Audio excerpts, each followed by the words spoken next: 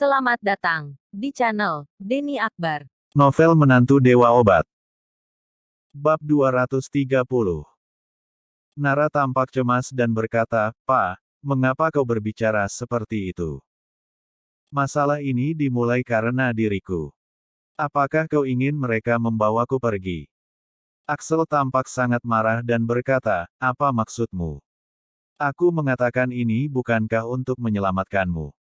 Apakah aku sudah salah berbicara? Masalah ini disebabkan oleh Reva. Dia yang melakukannya, jadi sudah seharusnya dia yang bertanggung jawab atas masalah ini." Nara langsung merasa sangat marah dan berkata, "Karena kau telah berkata seperti itu, lalu bagaimana dengan kasus gelang giok?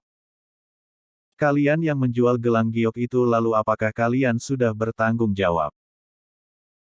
Bagaimana kalau Reva yang akan bertanggung jawab atas hal ini dan kalian juga bertanggung atas kasus masalah gelang giok itu?" Beberapa orang itu langsung terdiam sejenak. Tiba-tiba saja mereka teringat dengan kasus gelang giok yang belum diselesaikan. Mereka masih harus mengandalkan Reva. Lalu Hiro berbisik, "Bagaimana kalau aku keluar untuk bertanya-tanya tentang situasinya?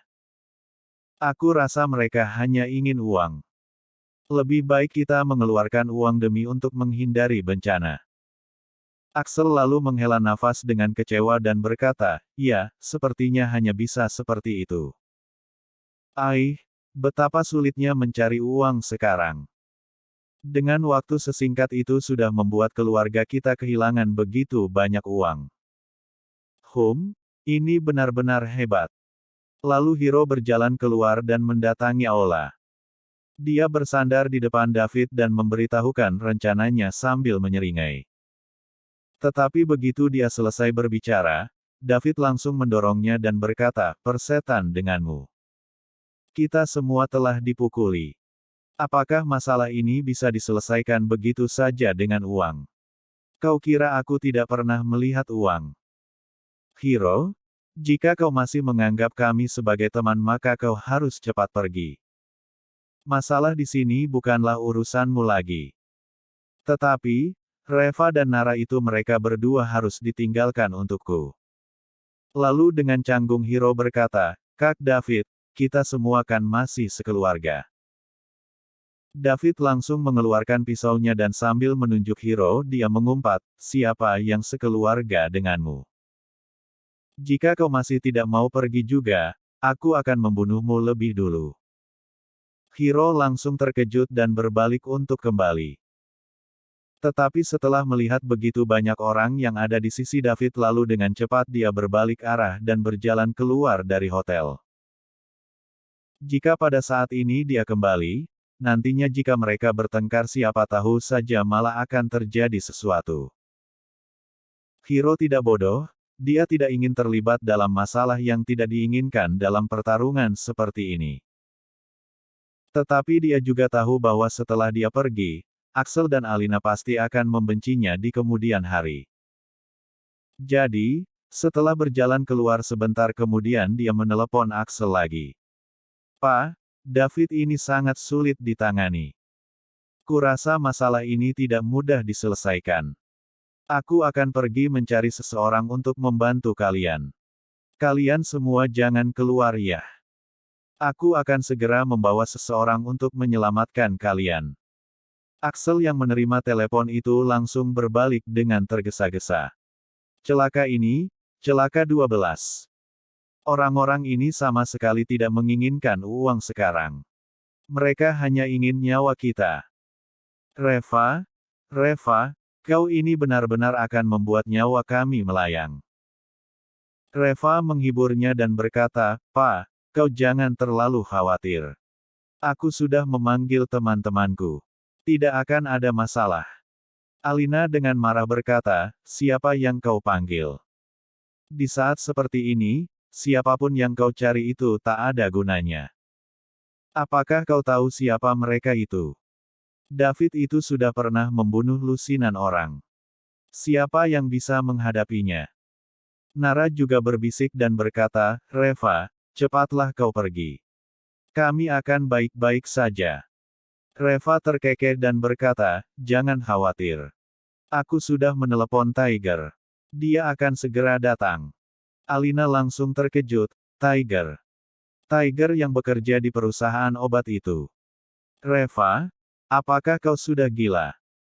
Tiger itu hanya terlihat kekar dan garang saja tetapi apakah dia memiliki kemampuan?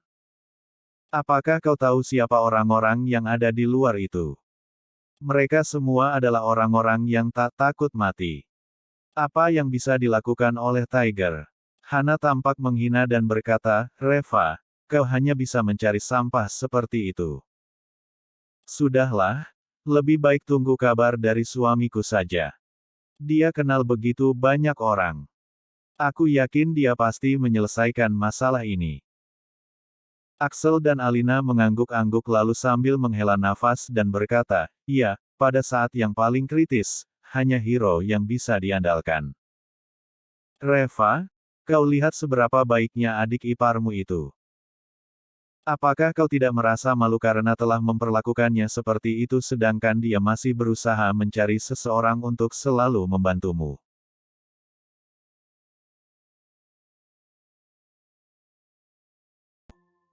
Terjadi keributan di luar sana lalu David dan yang lainnya berteriak sebentar. Kemudian setelah melihat Reva yang tidak keluar juga akhirnya mereka mengirim selusinan orang ke dalam ruang VIP itu. Begitu Axel dan Alina melihat orang-orang ini, mereka langsung berdiri ketakutan. "Kak, Kak David, maafkan aku telah memberinya pelajaran," Axel berkata dengan gemetar. "Minggir kau brengsek." David langsung mendorong Axel hingga terjatuh kemudian sembari menunjuk hidung Reva, dia memaki, pengecut. "Mengapa tak berani keluar? Tadi kau bukannya sangat berani. Kenapa tidak berani lagi sekarang? Teruskanlah tindakanmu tadi itu. Ayo, pukul aku sekarang." Reva meminum tehnya dengan perlahan dan berkata dengan lembut, "David, percaya tidak kalau sebentar lagi aku akan membuatmu berlutut di lantai dan berlari mengelilingi hotel ini 3 kali." Axel dan Alina langsung tercengang, "Reva, apa yang sedang kau katakan?" David sangat marah ketika mendengar ucapannya itu lalu langsung membalikkan mejanya dan berkata, "Dasar pengecut, sombong sekali kau. Aku telah tinggal di kota Carson selama bertahun-tahun dan sama sekali belum pernah bertemu dengan orang sesombong kau. Tetapi mau sombong juga harus punya kemampuan. Sekarang ada ratusan anak buahku di luar dan kau masih berani berbicara denganku seperti ini. Nanti kalau anak buahku semua masuk ke sini dengan seorang pipis sekali saja sudah bisa menenggelamkanmu. Beraninya kau melawan aku." Nara langsung pucat karena ketakutan lalu dengan gemetaran berkata, "Kak David, dia tidak bermaksud. Begini saja, aku akan membayar 10 juta, tolong maafkan kami." Alina langsung berteriak, 10 juta. "Nara, apa yang sedang kau lakukan? Demi dia, pantaskah?" Nara menggertakkan giginya dan menatap David, "Jika 10 juta tidak cukup, bagaimana jika 20 juta? David langsung tertawa, "Aku tidak mau uang.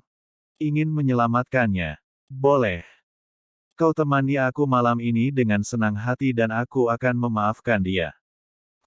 Orang-orang yang berada di sekitar David langsung tertawa terbahak-bahak. Nara langsung tersipu. Dia belum pernah bertemu dengan bajingan mesum seperti itu sebelumnya.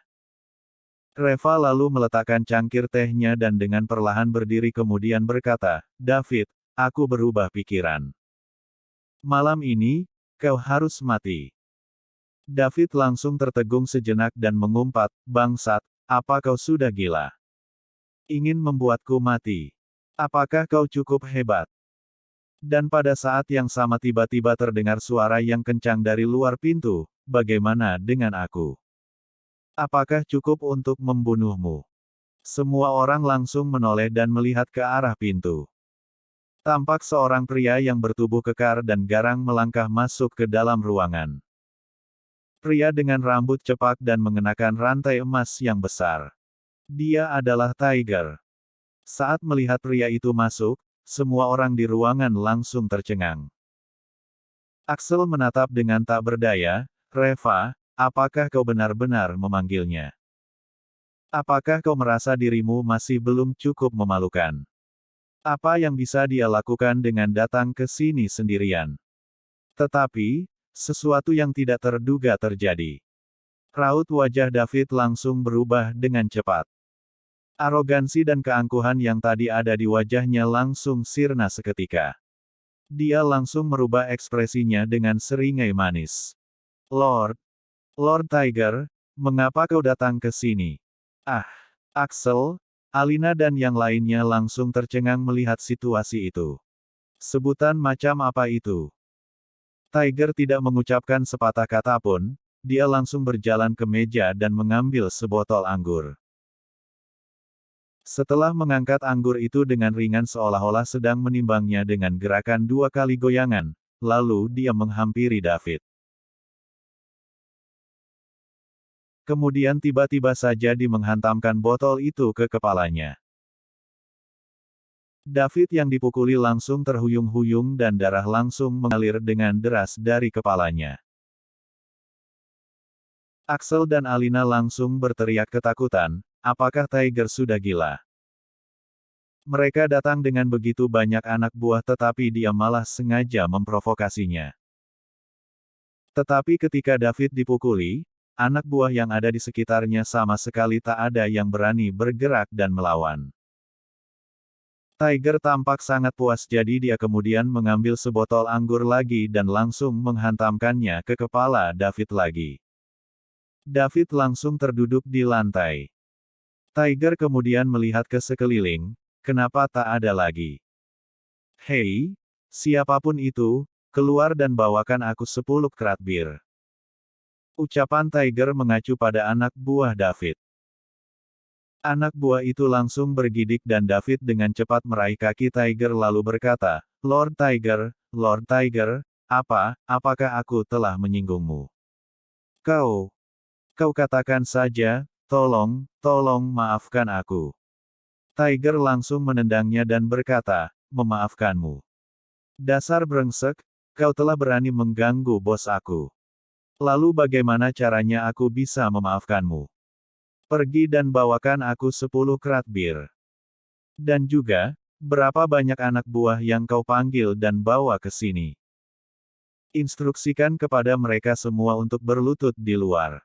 Ingat, jika ada satu saja yang berani kabur, aku akan menenggelamkan kalian semua ke Sungai Carson."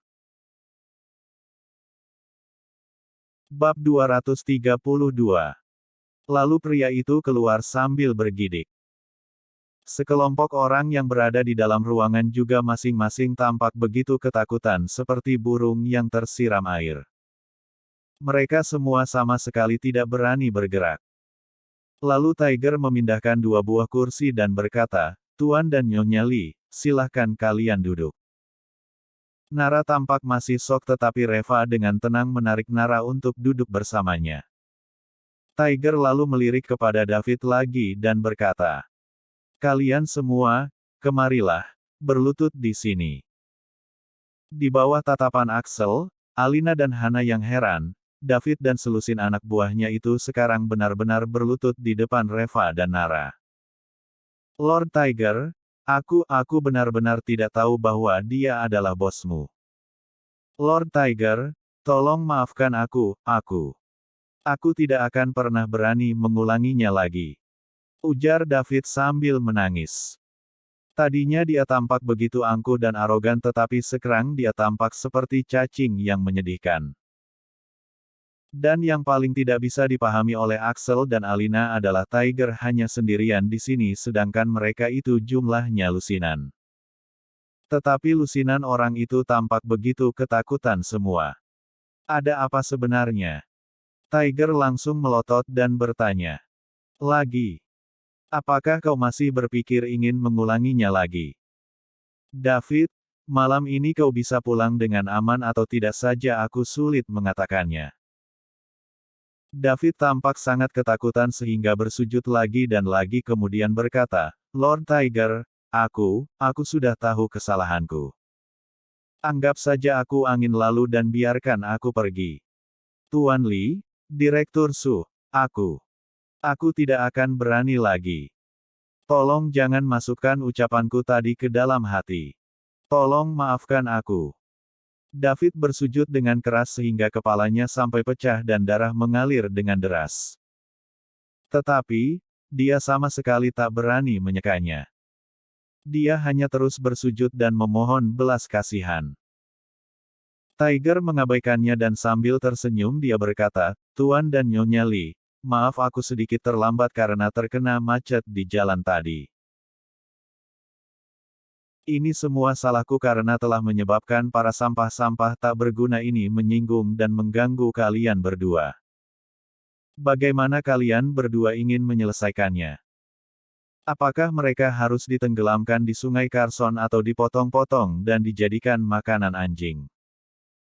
Katakan saja, aku akan melakukan sesuai dengan perintah kalian berdua. Nara tampak bingung dan begitu shock. Dia benar-benar tidak mengerti mengapa seorang manajer purchasing di perusahaannya bisa memiliki kekuasaan seperti ini. Dan bersamaan dengan itu terdengar keributan di luar ruangan. Axel berdiri di pintu lalu melirik keluar. Dia melihat ada sekelompok orang di koridor. Orang-orang mereka telah datang. Suara Axel terdengar bergetar. Wajah Alina langsung menjadi pucat. Anak buah mereka telah datang. Lalu bagaimana cara menyelesaikan masalah ini nantinya? Tetapi yang paling membuat mereka terkejut adalah suara itu hanya ribut di koridor saja. Tidak ada satupun yang berani masuk. Tiger lalu berjalan ke depan pintu dan meraung dengan keras. Dasar jahanam kalian semua, kecilkan suara kalian. Mengganggu pembicaraan aku saja. Keributan di luar itu langsung berhenti. Mata Axel dan Alina membelalak dengan lebar seolah-olah mau loncat keluar saja. Apakah kekuasaan Tiger ini begitu hebat? Diam-diam Alina melirik keluar dan langsung tertegun. Mereka semua berlutut. Axel dan Hana juga bergegas untuk melihat. Dan benar saja, semua orang yang ada di koridor berbondong-bondong berlutut di lantai. Mereka semua langsung tercengang dan teringat bahwa barusan Tiger mengatakan agar mereka semua berlutut di depan. Orang-orang ini sangat patuh. Tentu saja sebenarnya tidak ada ratusan orang di luar sana. Ini semua hanya dibesar-besarkan oleh David saja. Tetapi, dengan lusinan orang yang semua berlutut di depan koridor itu membuat penampakannya cukup spektakuler. Dan pada saat ini, orang yang tadi keluar untuk meminta 10 kerat bir kepada pelayan baru saja datang. Melihat situasinya dia juga langsung berlutut. Tuan dan Nyonya Li, bagaimana jika aku menangani mereka dulu? Jika kalian berdua merasa sudah puas, katakan sesuatu saja. Jika tidak puas, aku akan terus menghajar mereka sampai kalian berdua puas. Lalu setelah mengatakan itu Tiger langsung mengambil botol anggurnya dan menghantamkannya ke salah satu kepala orang. Nara tampak bingung. Inikah yang Tiger maksud dengan menanganinya? Namun, lusinan orang yang berlutut di lantai itu sama sekali tak berani bergerak. Mereka hanya meminta maaf dan memohon belas kasihan dengan gemetaran. Bersambung. Jangan lupa subscribe dan like-nya. Terima kasih.